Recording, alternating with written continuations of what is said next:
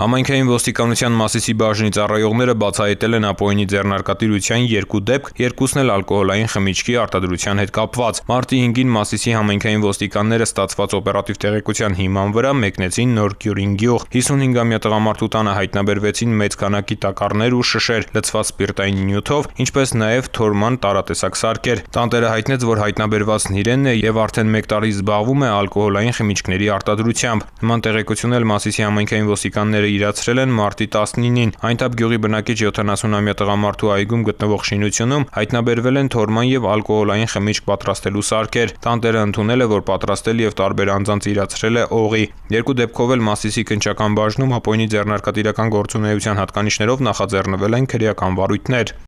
Ծանուցում հանցագործության համար մեղադրվողը համարվում է անմեղ, քանի դեռ նրա մեղավորությունն ապացուցված չէ քրեական դատավարության օրենսգրքով սահմանված կարգով՝ դատարանի օրինական ուժի մեջ մտած դատավճռով։